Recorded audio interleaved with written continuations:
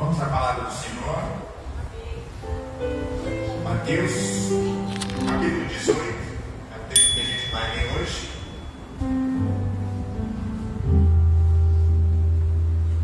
Nós vamos aprender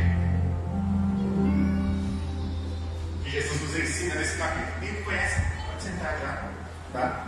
Quem conhece sabe que eu gosto de ler o capítulo inteiro, eu gosto de meditar versículo a versículo, é o que a gente vai fazer aqui. O capítulo não é muito longo, mas ele tem bastante conteúdo rico para a nossa edificação e para o nosso fortalecimento espiritual. O tema da administração, que é o ensino que a gente vai trabalhar aqui, que o Espírito Santo vai nos conduzir, é quem é o maior no reino de Deus. E é o título do capítulo 18, em muitas Bíblias, e a gente vai entender o que Jesus está ensinando para que aqueles que achavam que ser maior era uma posição precisavam aprender. E Jesus começa ensinando sobre humildade. Eu vou ler aqui o capítulo e a gente vai discorrer sobre ele. Capítulo 18, verso 1 de Mateus, fala assim: naquela mesma hora chegaram os discípulos ao pé de Jesus, dizendo: quem é o maior no reino dos céus? E Jesus, chamando uma criança, a pôs no meio deles e disse: em verdade vos digo que, se não vos converteres e não fizerdes como crianças, de modo algum entrarei no reino dos céus. Portanto, aquele que se tornar humilde como esta criança, este é o maior no reino dos céus. E qualquer que receber em meu nome uma criança, tal como esta a mim me recebe. Mas qualquer que escandalizar um desses pequeninos que crê em mim, melhor lhe fora que se lhe pendurasse no pescoço uma mó de azenha e se submergisse na profundeza do mar.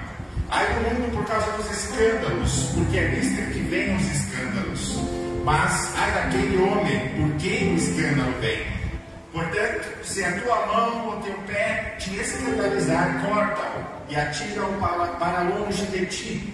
Melhor te é entrar na vida eterna coxo ou aleijado, do que tendo duas mãos ou dois pés seres lançados no fogo do inferno. E se o teu olho te escandalizar, arranca-o e atira-o para longe de ti. Melhor te é entrar na vida com um olho só, do que com dois olhos ser lançado no inferno. Vede, não desprezais algum destes pequeninos, porque eu vos digo que os anjos do céu sempre veem a face do meu Pai que está nos céus. Porque o Filho do Homem veio salvar o que se tinha perdido. Que nos parece? Se algum homem tiver 100 ovelhas e uma delas se desgarrar, não irá pelos montes, deixando as 99 e em busca da que se desgarrou?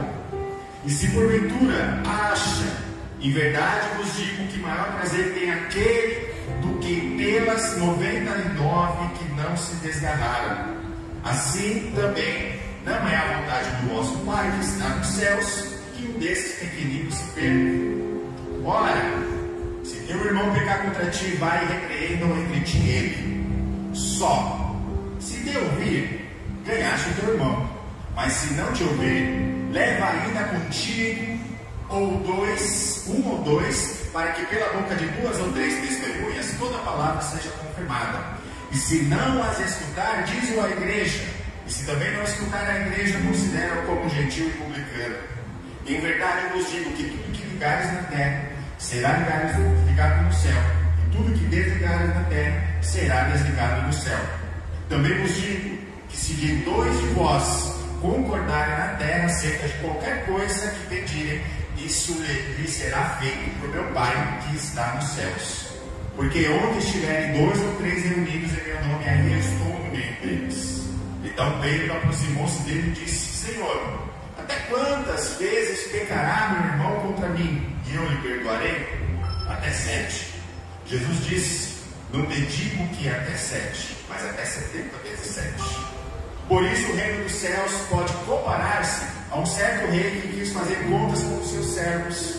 E começando a fazer contas, foi apresentado um que devia 10.000 talentos. E não tendo ele como pagar, o seu senhor mandou que ele, e sua mulher e seus filhos fossem vendidos. com tudo que tinha, para que a dívida se pagasse. Então aquele servo, prostrando-se, o reverenciava, dizendo: Senhor, seja generoso comigo, e tudo te pagarei. Então o Senhor daquele servo, movido de íntima compaixão, saudou e perdoou a dívida. Saindo, porém, aquele servo encontrou um dos seus conservos que lhe devia 100 dinheiros, ou centenários, e levando mão, sufocava, dizendo: paga-me o que me deve. Então seu companheiro, prostrando-se a seus pés, rogava-lhe, dizendo: seja generoso para comigo e tudo te pagarei. Ele, porém, não quis, antes foi encerrá-lo na prisão até que pagasse a dívida. Vendo, pois, os seus conservos o que acontecia, contristaram-se muito e foram declarar ao seu senhor tudo o que se passara. Então o seu senhor, chamando-o à sua presença, disse-lhe: servo malvado, perdoei-te toda aquela dívida, porque me suplicaste. Não devias tu igualmente ter compaixão do teu companheiro, como eu também tive misericórdia de ti? E indignado, o seu senhor o entregou aos atormentadores, até que pagasse tudo o que devia. Assim nos fará também meu Pai Celestial, se do coração não perdoar cada um a seu irmão as suas ofensas. Amém? Amém. Santo Deus, maravilhoso Pai eterno e glorioso, estamos aqui neste culto para aprender a Tua palavra. Eu peço ao Senhor que Teu Espírito Santo esteja abrindo o nosso entendimento, conduzindo, Senhor, essa ministração. Lidera, Senhor, a minha vida, as nossas vidas, e que Teu nome seja glorificado, e que essa palavra venha causar uma transformação tamanha em nosso coração, e que sejamos transformados, Deus, pelo Teu amor, pela Tua misericórdia, pela Tua palavra, pela Tua autoridade, pelo Teu poder, grande, soberano, magnífico e eterno. Glórias ao Senhor. Amém? Amém? Vamos lá, capítulo 18, a gente vê aqui os discípulos chegando aos pés de Jesus e fazendo uma pergunta para ele, assim que inicia: quem é o maior no reino dos céus? E é interessante porque parece que do nada eles fizeram isso, mas não. Se a gente for olhar alguns capítulos anteriores, eles tiveram uma experiência da transfiguração no monte. Foi uma experiência sobrenatural, onde eles viram Moisés e Elias testificando que Jesus era o Filho de Deus. Se a gente olhar um pouco antes, Jesus chama Pedro e pergunta: quem você acha que eu sou? E Pedro vai e declara: o Senhor é o Filho de Deus, o Filho de Deus vive. E aí Jesus fala assim: sobre essa verdade que você falou, eu vou edificar a minha igreja. Ou seja, a igreja de Cristo é edificada sobre a verdade que Ele é o Filho de Deus enviado na terra. E aí ele complementa: porque você disse isso, Pedro? Eu vou te dar as chaves dos céus, e tudo que você ligar na terra será ligado nos céus. A gente vai ver esse texto se repetindo aqui, Jesus falando a mesma coisa para os seus discípulos. E aí a gente já começa a ter uma ideia do que pode estar acontecendo ali. Peraí, Pedro recebeu uma chave, e nós? Então, é interessante a gente notar como Jesus trata com os seus discípulos, né? Ele faz revelar no coração deles aquilo que talvez estivesse escondido. Ele pega um deles e fala assim: eu estou te dando autoridade. E aí quando os outros olham, falam assim: peraí, por que para ele e não para a gente? Aí vem a pergunta: Senhor, quem é o maior? E a gente vai ver em Marcos capítulo 9 que nesse mesmo momento o texto vai falar que eles estavam vindo no caminho, discutindo entre eles quem era o maior. Capítulo 9, verso 33 e 34, vocês vão ver isso. É essa mesma passagem, só que Marcos está contando que os discípulos, Lucas também vai falar isso, que eles estão discutindo, né? Quem é o maior agora? E Jesus pergunta: o que vocês estão discutindo? Naquele momento eles não quiseram falar, mas depois o texto vai deixar claro que a discussão deles era para saber quem é o maior. Quando? Logo após que Jesus fala que a Pedro ele deu autoridade. E aí vem aqui a revelação que estava no coração desses discípulos.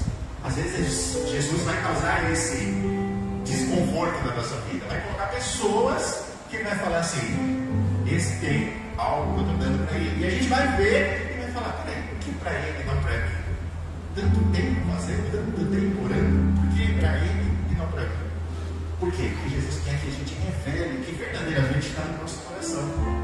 A gente vai ver que isso é a frase que Jesus termina, que é o coração que precisa perdoar. Às vezes tem coisas lá dentro que Jesus precisa precisa mexer e Ele vai causar situações para que a gente revele aquilo que está, para que a gente confesse a Ele e a gente seja transformado na humildade que Ele quer que os discípulos vivam. E a gente vai ver que é isso que Ele fala com os discípulos. Olha só, e chamando uma criança, pôs ela no meio e disse: em verdade eu vos digo que se não vos converter, o Pai falou dos discípulos, será que eles não eram convertidos? Ou seja, existem às vezes coisas que ainda precisam ser transformadas dentro da gente. Jesus vai levar a gente em algumas situações para que a gente tire aquilo de dentro, a pedra que está trabalhando ele agindo através da nossa vida e em nossos filhos, para que a gente vá no próximo nível. E a gente vai ver esse próximo nível quando Ele entrega a autoridade para os discípulos. Essa ideia de ligar e desligar é autoridade, mas Ele não podia entregar ainda para os discípulos porque Ele sabia que tinha no coração deles. Ele deu uma Pedro, porque Ele já tinha confessado que Jesus era o filho deles. Os outros discípulos revelaram que estava no coração quando viram que só Pedro recebeu. Aí Jesus fala assim: agora eu vou tratar a humildade de vocês, porque até agora o coração de vocês estava preocupado em uma função, em um cargo, em ser o mais importante. E aí ele pega uma criança e traz e fala: tem que ser igual ela. Qual é a ideia da criança? Você já viu as crianças brincando e elas debatendo quem entre elas é o maior? Ou quem entre elas é o melhor? Qual é o cargo mais importante delas? Então Jesus está tratando com os discípulos: dá uma olhada para essa criança. Vê se em algum momento ela está preocupada em ocupar um espaço de ser mais importante.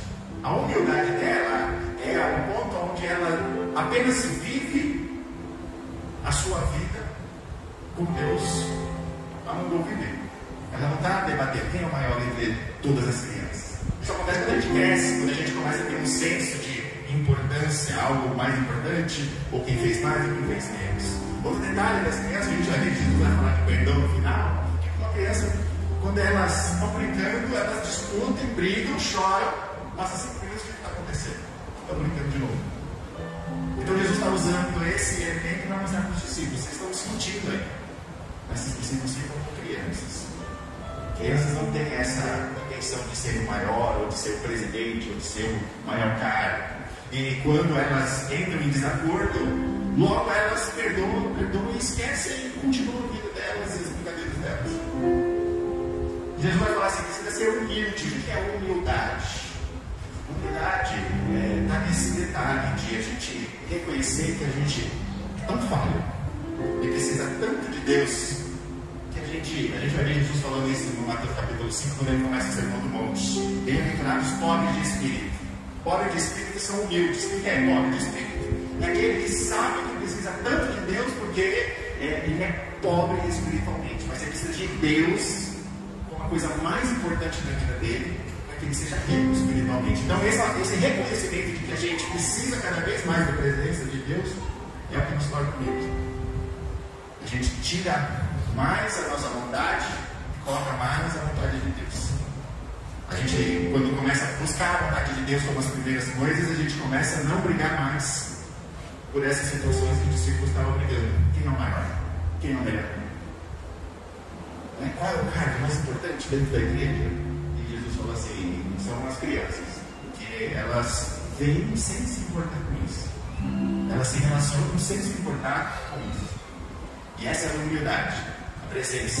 Eu preciso da presença, porque se eu não tenho a presença, eu vou procurar o que eu acho que é melhor para mim. Mas quando eu busco a presença, eu busco o que Deus acha que é melhor para mim. Isso é a humildade, de reconhecer que sem Deus eu não sou nada. Isso é o que Jesus estava ensinando através das crianças. E ele fala que precisa se converter e fazer como as crianças. E ele vai falar: de modo algum, se você não se converter e não fizer como elas, vocês herdarão o reino. Portanto, aquele que se tornar humilde, como essas crianças, é o maior do reino. Então, até vocês cantaram aqui agora há pouco, né? Tem que descer para que seja o maior. E ele vai dar. Aqui ele está começando uma introdução. A gente vai ver que o desenrolar do texto é uma evolução de alguém que está vivendo em humildade. A gente vai ver essa evolução. Você vai perceber que o texto parece que são desconexos, mas Jesus está ensinando uma forma de viver a qual a gente evolui espiritualmente. Como? Através de um comportamento. E ele começa falando, primeiro é a humildade. Converter o coração a um coração humilde. Um coração que sabe que precisa de Deus em todo o tempo. Porque se a gente tem essa preocupação, sabendo que Deus é mais importante em todo o tempo, você acha que outra coisa seria importante, tão importante quanto Deus na nossa vida? Claro que não, porque Deus é o mais importante para a gente nesse ponto. Eu estou buscando a presença como a coisa mais importante da minha vida. E ele continua, por qualquer um que receber em meu nome uma criança, tal como esta a mim me recebe. Mas qualquer que escandalizar um destes pequeninos que creem em mim, melhor lhe fora que se lhe pendurasse uma pedra de mó, de azenha, e se submergisse na profundeza. A pedra de mó era uma pedra de moinho. Antigamente ele moía o trigo nessa pedra e um cavalo, um boi, ele carregava essa pedra e ele ia esmagando. E aí ele está falando, essa pedra que é tão pesada, é melhor vocês se amarrarem nisso e se jogarem no mar. Porque se escandalizar um desses pequeninos, lembra que ele está falando do discípulo ser como uma pessoa humilde? Ele está usando o exemplo da criança. Ele usa a palavra criança. Mas quando ele vem falar de pequeninos, ele não usa a palavra crianças.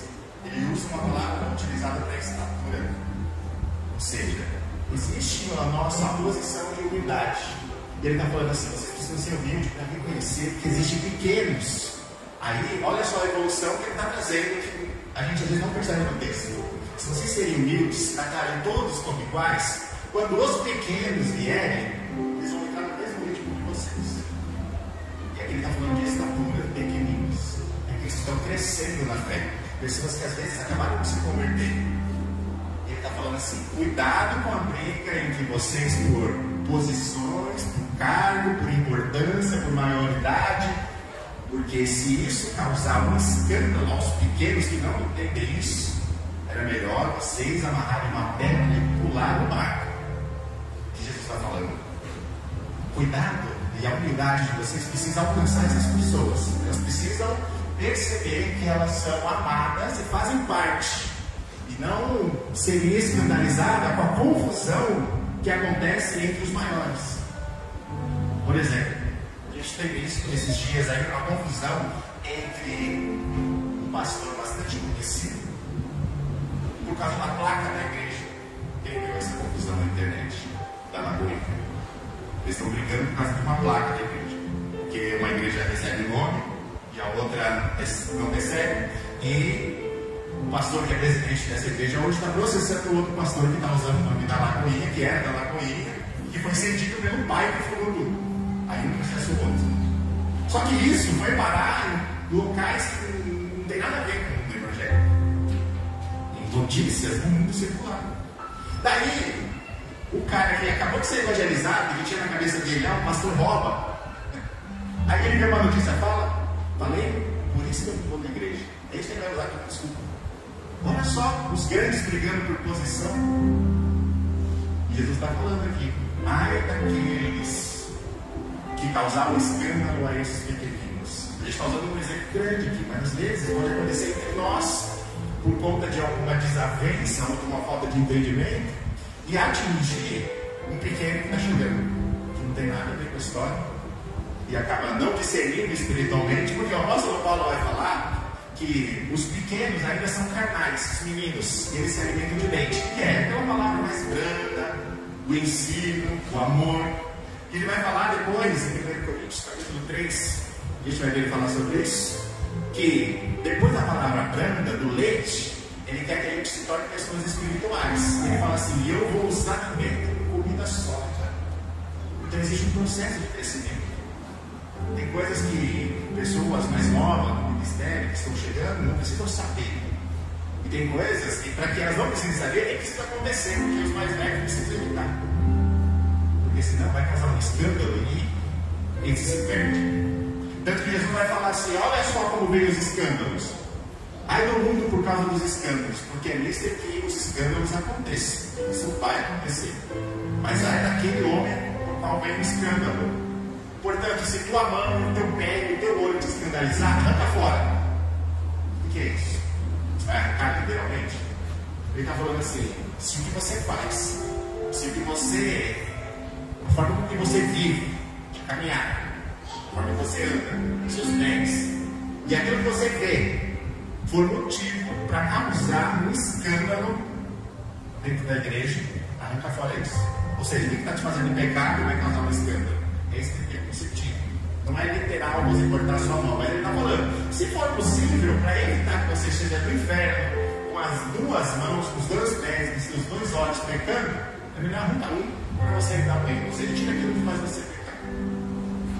Então, o que pode ser motivo de escândalo? O que a gente faz, ou como a gente vive, na caminhada, nos pés, ou naquilo que a gente vê. Né? A gente no domingo falou com os jovens sobre isso. Quem é você quando ninguém está olhando? A gente está falando sobre máscaras com eles. E máscaras que a gente usa na igreja, quando a gente chega em casa ninguém está olhando. Eu sou a mesma pessoa aqui, eu sou a mesma pessoa lá. A gente só dá esse exemplo. Que sites que a gente navega? Porque a gente acha, na conversa que a gente teve com ele, muitas vezes que ninguém está vendo. Mas a gente não está vendo. Então ele está falando aqui, se o que você vê faz você pecar, e isso é motivo para causar escândalo com aqueles que ainda não entendem a fé, estão aprendendo, é melhor você parar com isso. Senão, você vai no inferno com o olho em pé, com mão com tudo. Então ele está usando esse exemplo aqui, ele usa esse tipo de hipérbole, ele dá várias vezes no texto ele vai fazer isso. Ele traz um exemplo muito grande para parecer algo absurdo, para que prenda a atenção para aquele que está ouvindo. E eles aprendam no contraste com a vida pessoal. Então ele está falando cuidado. É o cuidado que ele está exigindo dos discípulos, aqueles que já têm uma caminhada com Cristo, para que eles não se corrompam a ponto de escandalizar aqueles que ainda não entendem a fé como a gente entende. Ele está falando, é normal que isso aconteça, mas cuidado, porque há aqueles que isso venha acontecer. É um cuidado que a gente precisa ter com o nosso testemunho, com o nosso ministério, para que aqueles que estão crescendo na fé sejam edificados, não escandalizados. Certo? E ele continua, aqui. Ele continua, porque o filho, verso 11, porque o filho do homem veio salvar o que se tinha perdido. Que nos parece, se algum homem tiver 100 ovelhas e uma delas se desgarrar, não irá pelos montes deixando as 99 em busca da que desgarrou?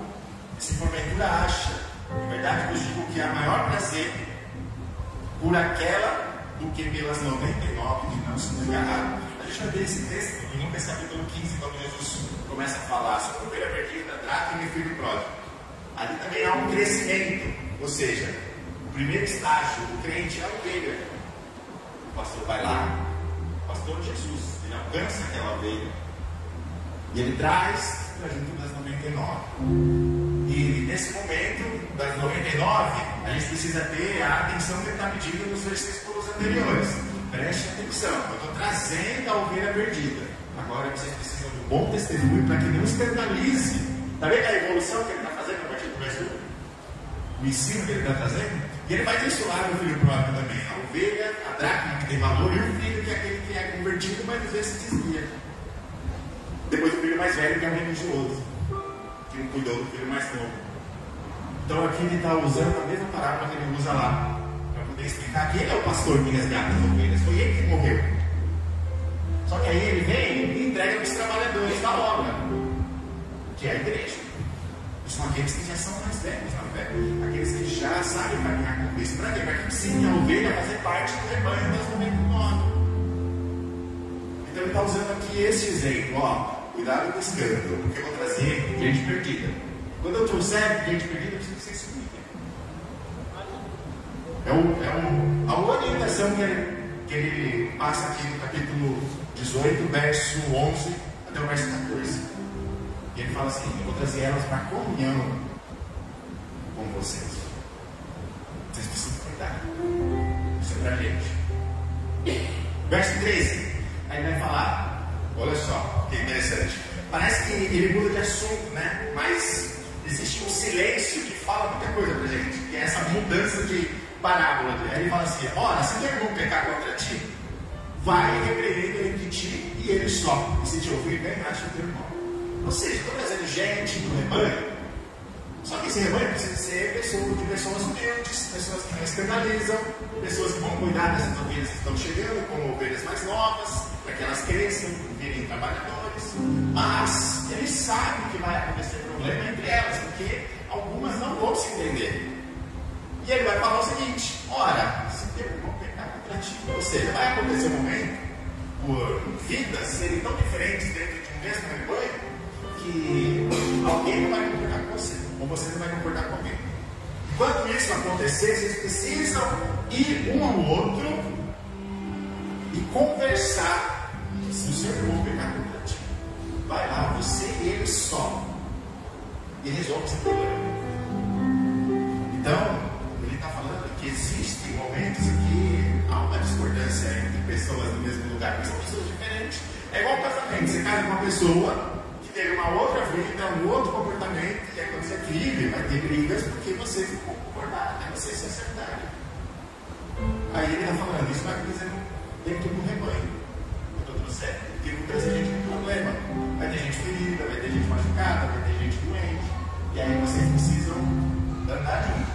E se vocês tiverem humildade suficiente, isso vai ser fácil. Mas, lá no início ele falou assim: ó, cuidado, vocês precisam ser humildes para não causar escândalo. Mas pode acontecer de haver alguém que não concorda, alguém que discorda, e aí vocês precisam sentar com esse alguém sozinho e resolver o problema. O apóstolo Paulo vai falar isso na carta de 2 Coríntios, que existia um problema do 1 Coríntios de divisão na igreja, que é onde ele ensina sobre ceia. Um pouco antes de falar sobre ceia, que é a comunhão, ele está falando assim: há entre vós alguns que estão levando as suas causas aos juízes do mundo. Vocês estão envergonhando a igreja por causa disso, ele vai falar.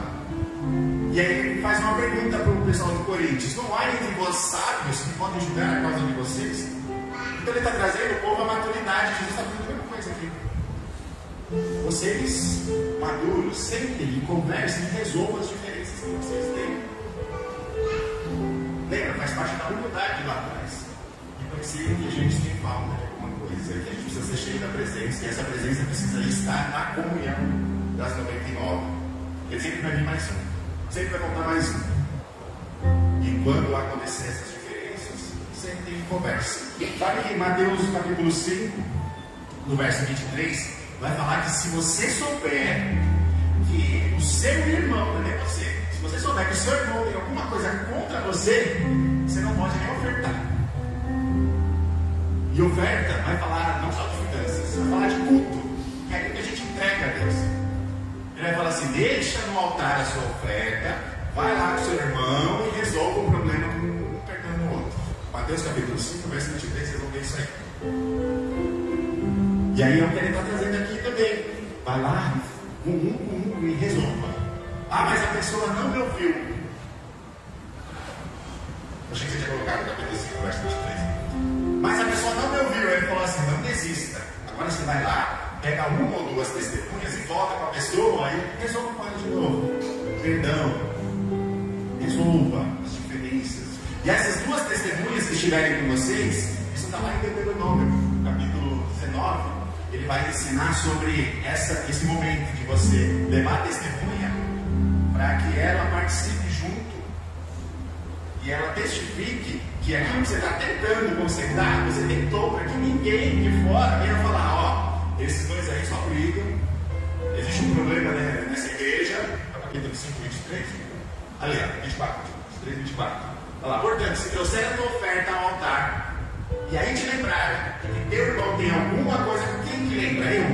Eu tenho alguma coisa com uma pessoa? Não. Mas se você souber que a pessoa está com problema com você, vai lá, conversa com ela, deixa no altar a tua oferta e vai reconciliar com ele. Então ele está falando a mesma coisa aqui. Vai lá, você não deu para resolver, leva a testemunha. Para quê? Para que essa pessoa que às vezes está causando confusão com você, dando um problema de relacionamento, não saia falando que você não tentou. E tem um problema maior ainda, porque aí vai ter testemunho e vai falar: não, ele tentou resolver, mas a pessoa não resolveu. Aí o terceiro ponto que Jesus fala é o seguinte: se sozinho a pessoa não ouviu, se com testemunho a pessoa não quis resolver o problema com você, não quis te perdoar, leva isso para a igreja.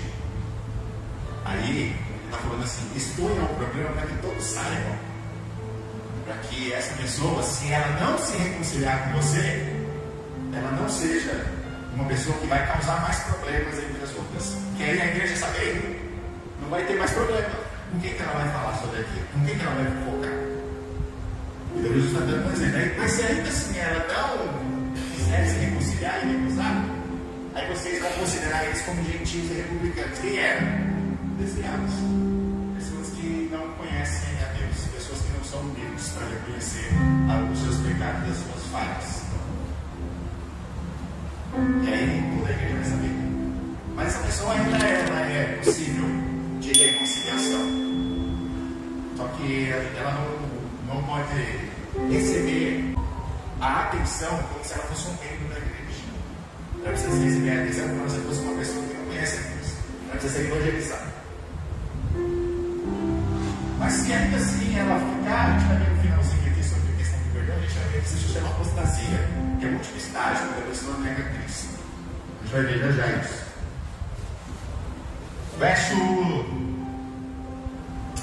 18, capítulo 18, ele vai falar: em verdade vos digo que tudo que vocês ligarem na terra será ligado no céu, tudo que desligarem na terra será desligado no céu.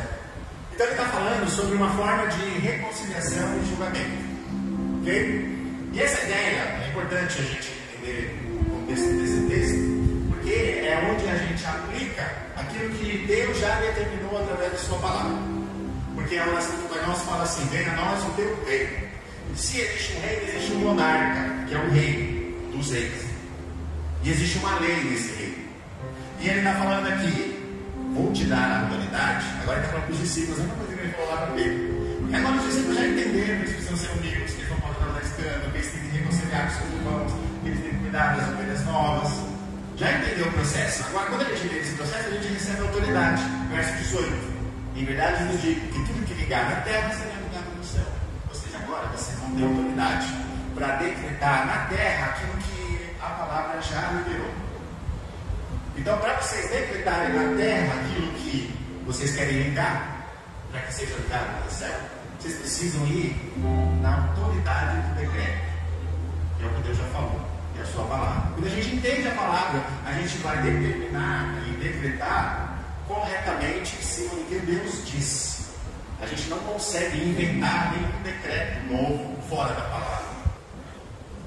A gente não consegue profetizar fora da palavra. A gente tem que profetizar aquilo que a palavra já diz, porque ela que é o decreto do reino.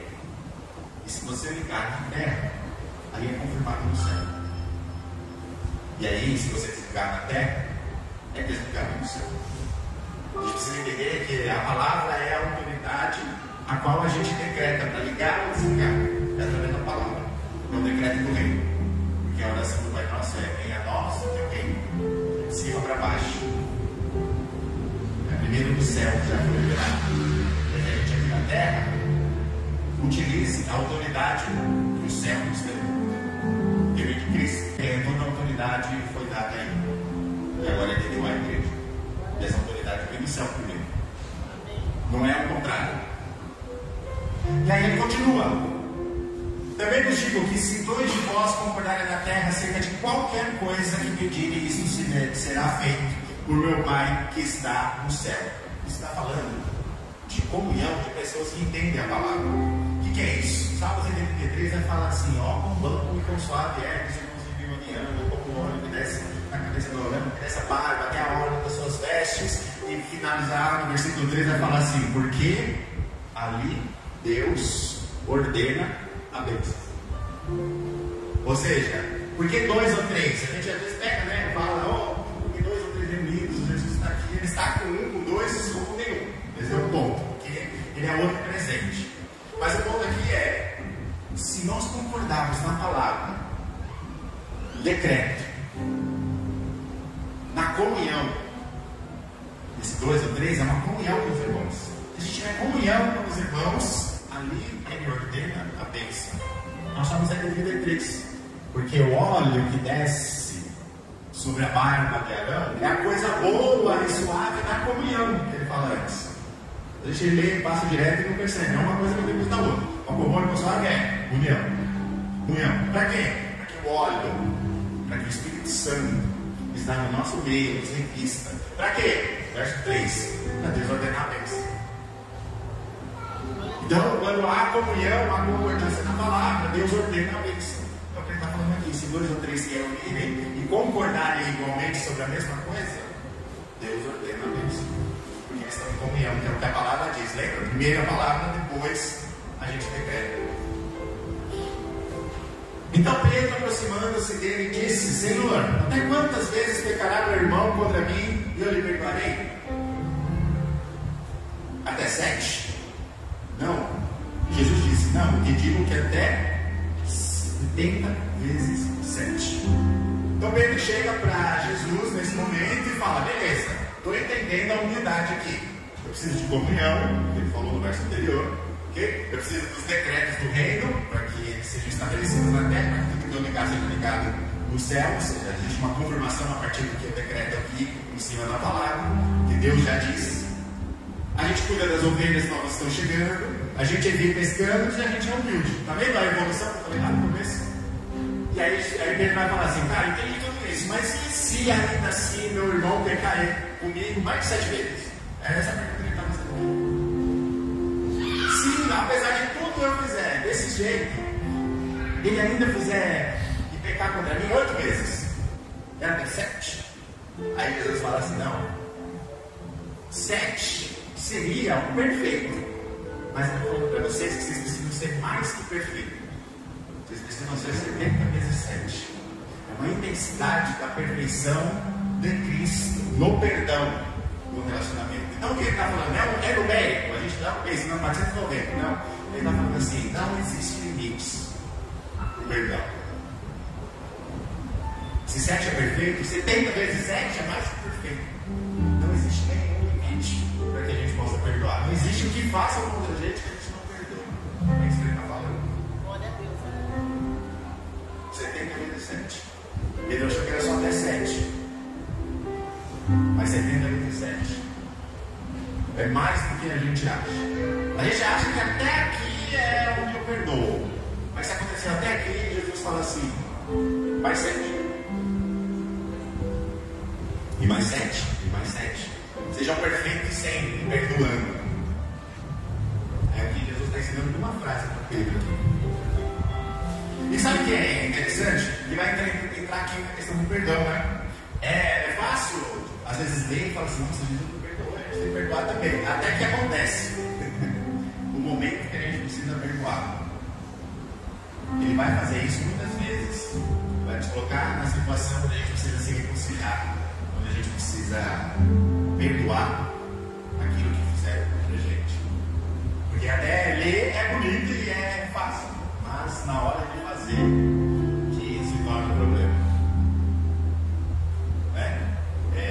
Várias situações, né? Não vou meter nos detalhes, mas eu já fui processado por uma coisa que eu não fiz. Aí eu fui orar e falei: Deus, isso não é justo. E ele falou, lá na lei, o salmo tal, estava escrito assim: deixa aqui da causa do ímpio eu cuido. Tá bom. Cheguei lá no tribunal, sentei, o advogado, a outra pessoa falou assim: eu não sei o que aconteceu, mas a pessoa não quer mais processar. Aí o juiz falou: eu nunca vi isso também, o que você quer fazer? Paga as custas do advogado. Paguei lá R$1.000, que era o custo do outro advogado, e o processo foi encerrado. Glória a Deus. Né? E poderia ficar magoado com a pessoa? Não. Porque Deus fala para eu perdoar. Tanto que essa pessoa, até pouco tempo atrás, fazia quase um ano que eu vendi a empresa, ela era minha funcionária. E estava lá, de boa, conversando, participava. E então a gente tem que olhar para a situação e ver que é o que Jesus vai ensinar a partir de agora. Existe alguém que te perdoa algo pior. Então não existe nesse 70 vezes 7 algo que a gente limite o perdão que a gente tem que dar para as pessoas. E ele vai falar isso agora a partir do verso 23.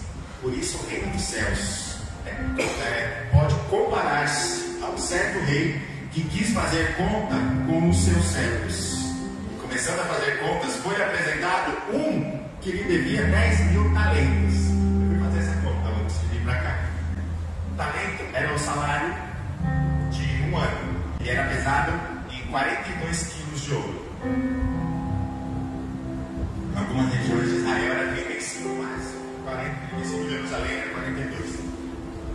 42 quilos de ouro. Aí eu fui pesar, quanto que custa um quilo do ouro? Aí eu fui lá na internet e coloquei, hoje, na data de hoje, R$ 499,98. O grama. O grama do ouro está em R$500 hoje. Aí eu fiz o cálculo. Bom, se 42 quilos era o salário de um ano, 10 mil talentos, são 420 mil quilos, vezes 500, dava 160 e poucos milhões. Vezes 1000, por causa do grama, eu multipliquei por quilo, depois eu multiplicar por grama. Dava 200 bilhões, 206 bilhões, 964 milhões, 408 mil. É quase o PIB de um país. Isso era o que um século devia ao reino. O que Jesus está fazendo? Lembra da hipérbole? Ele sempre coloca coisas muito altas para poder chamar a atenção, para eles prestarem atenção no que ele está falando e colocar em prática. Ele está falando, essa dívida é impagável.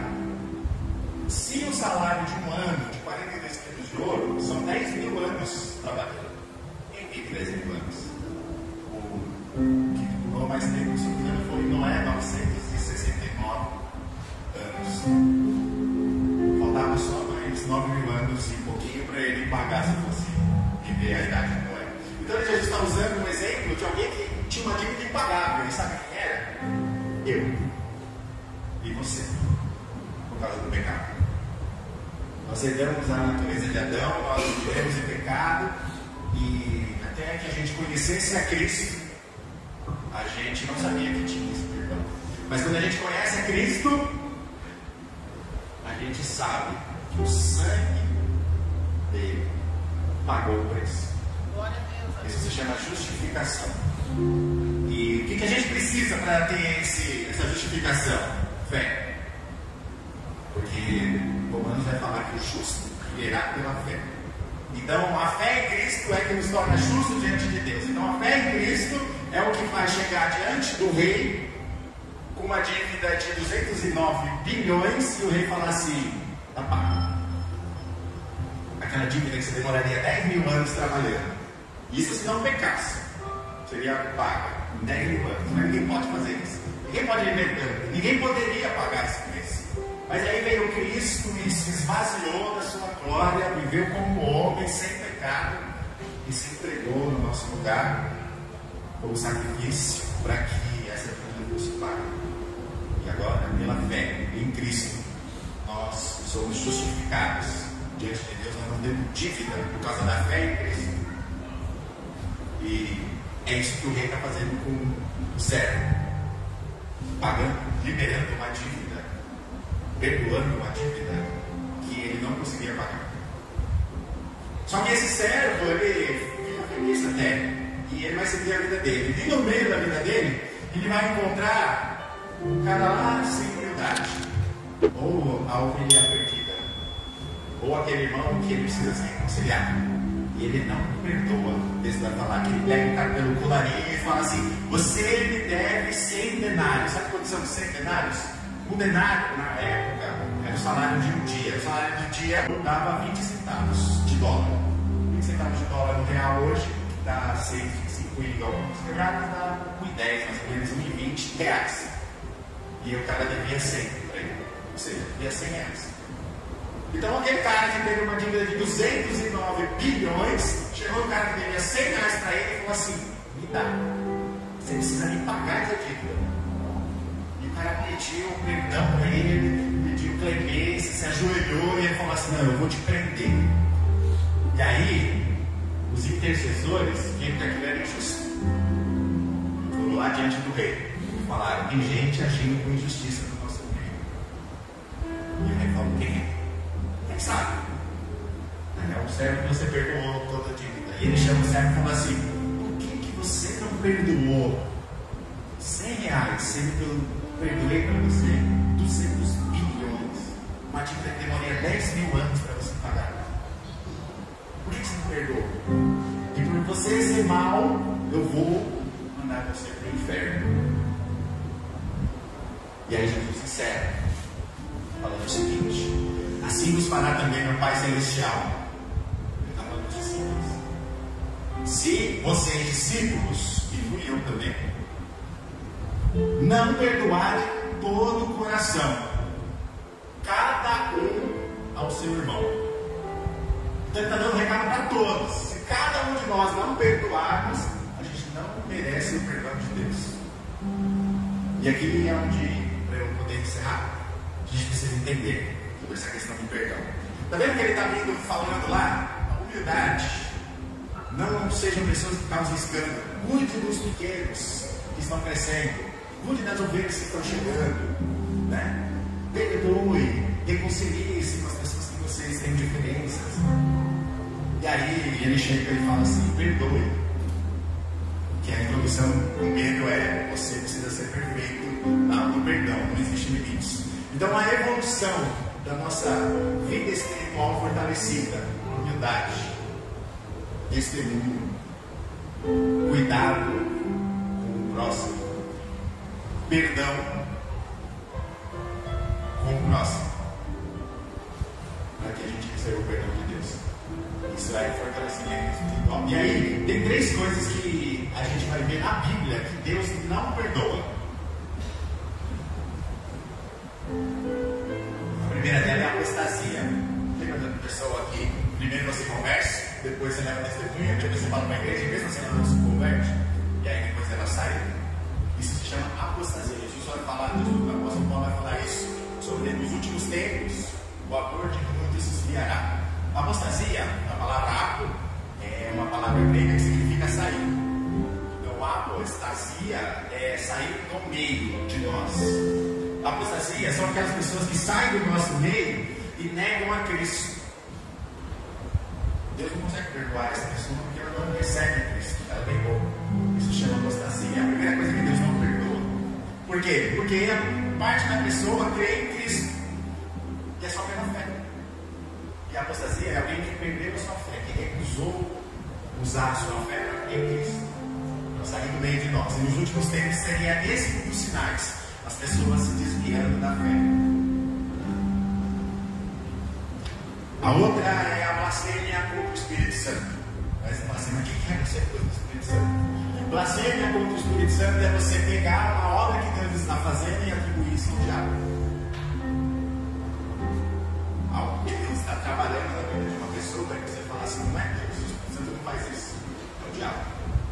Aí você está sendo uma pessoa que está blasfemando, associando a obra de Deus ao diabo. Em outra administração a gente pode falar sobre isso um pouco. E a terceira coisa que Deus não consegue perdoar e não perdoa é uma pessoa que não perdoa. A gente acabou de ver aqui. Se um servo não perdoou, ele pegou esse servo e mandou para o inferno. E ele finaliza: se de todo o teu coração você não perdoar cada um que te ofende, assim fará o mesmo Deus com esses que não perdoam. Então, as 3 coisas que Deus não vai perdoar: a apostasia. Porque às vezes a gente acha que Deus perdoa tudo. A apostasia é porque não tem como, porque a pessoa não tem fé. Blasfêmia, ela está associando ao diabo algo que Deus está fazendo, também não tem fé. E o terceiro ponto é: ela recebeu o perdão, mas não perdoou os outros. Então, ele vai ser condenado por causa disso. E o que a gente precisa ter atenção na nossa vida, a gente precisa ficar atento quanto à humildade que a gente precisa ter naquilo que Deus chamou a gente para poder fazer, naquilo que da igreja que Deus nos chamou para participar, do corpo de Cristo, para a gente estar envolvido. E saber que a gente precisa de Deus o tempo inteiro para que a gente faça a vontade dele, como criança, que não está preocupado aonde ele vai nos colocar, mas a gente está preocupado em participar do reino. Esse é o humilde. E o próximo que ele vai falar é da ovelha perdida, que a gente precisa cuidar, evitando escândalos, recebendo ela no nosso meio. E se houver alguma diferença, perdão, resolva o problema entre vocês, para que os pequenos que estão crescendo na fé não se escandalizem. Então, ele vai falar, ele usa a palavra crescer, ele usa pequenos de estatura. São pessoas que estão crescendo. É um processo da nossa vida. Já fomos pequenos, hoje a gente já está no ministério há algum tempo, já temos uma certa maturidade, mas a gente ainda está aprendendo.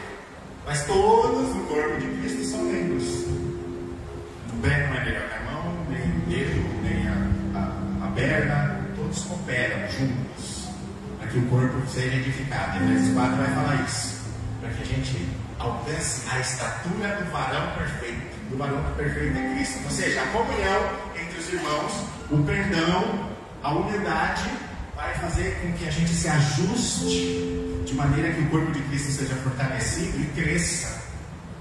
E esse crescimento é a medida da estatura do varão perfeito. Ou seja, a gente vai se tornar imagem e semelhança de Cristo a partir desse comportamento da humildade, do perdão e do cuidado com o próximo. Amém? Então essa palavra que a gente tem que carregar e meditar e olhar em nosso comportamento se é isso que a gente está vivendo e praticando como corpo. Amém? E aí, se houver pessoas que às vezes você fala assim, acho que aquela pessoa tem algo contra mim. Eu vi na minha estação ali, mas vamos resolver? Vamos? Você me perdoa? Eu te perdoo? Eu não sei o que eu fiz? Resolve. Para quê? Para que o corpo de Cristo seja edificado, que a gente seja especializado, a gente cresça na fé e seja edificados em Cristo e sejam maduros espiritualmente. Amém? E que nessa comunhão, tudo que a gente ligar, Deus ordene a bênção. Que é o que o texto falou. Se a gente concordar nos 3, nos 4, nos 5.